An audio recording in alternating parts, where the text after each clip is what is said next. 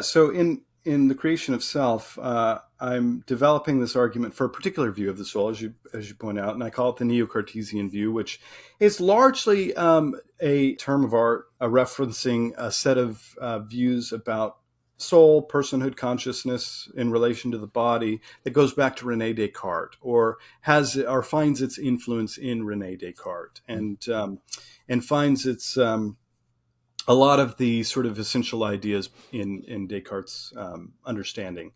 Descartes described the soul as the kind of thing that has capacity for thought. It's the kind of thing that has capacity for experience that we talked about. So these events that we experience that are not physically explainable, reducible, they're not identical to our brain states or neurons firing, but there's something else. There seems to be something that logically makes sense of them, or owns them, in other words. And so Descartes makes much of this idea that these are irreducible, that they can't be eliminated, they can't be captured, in other words, by the body or the physical.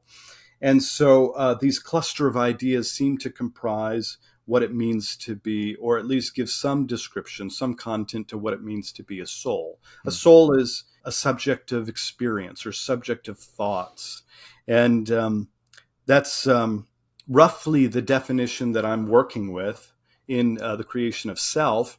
And more to the point, I do try to add a little bit more detail to that. I try to refine Descartes a little bit more and say whether or not Descartes actually believed this or he would have agreed with this, who knows? But I try to make sense of that there is something about the nature of particularity, there's something about the nature of individuality in terms of the person that the soul captures better than the body, that there's something about the nature of the soul that makes me, and your soul that makes you. And there's something about the nature of individuality that is captured by the soul. And so I think this was an intuition I had in my seminary time when I was taking theology too, and we were thinking about what it means to be a human being, and all sorts of questions about the relationship of gender and the body and these sorts of things. And it seemed to me that there's something about the nature of our particularity that is transcendent, that is at one level deeply mysterious, not mysterious in one sense that it's that we can't say anything about it, or that it's wholly elusive, but it's mysterious in a way that I think captures something about the nature of the world and reality that's really significant and important. And so it's that Cartesian idea that I think is right, and on that basis, I attempt to develop a larger argument for the soul as necessary for explaining aspects or features of the world that we otherwise couldn't, or would certainly have a hard time explaining. So you asked the second part of your question. You ask about what are the other views out there that you might think about. So I do interact particularly with the object of my sort of argument and criticism is not just these views of persons that are wholly physicalist in nature, but also you might call them naturalist competitors, or in some ways even atheistic competitors, secular competitors. Maybe that would be a better word for it. I mean, not all these individuals are explicitly affirming or embracing atheism. That might be too strong, but there are other views that make sense of the soul or consciousness by way of natural mechanisms or biological mechanisms.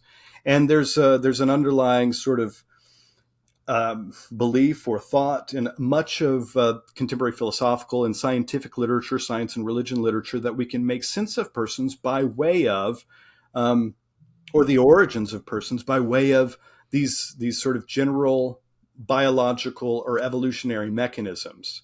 And so my argument is that, well, the sorts of views on persons or souls that are motivating this argument don't seem to get at or don't seem to explain, even may even contradict this underlying intuition that we have about what's so unique, transcendent about the nature of persons themselves.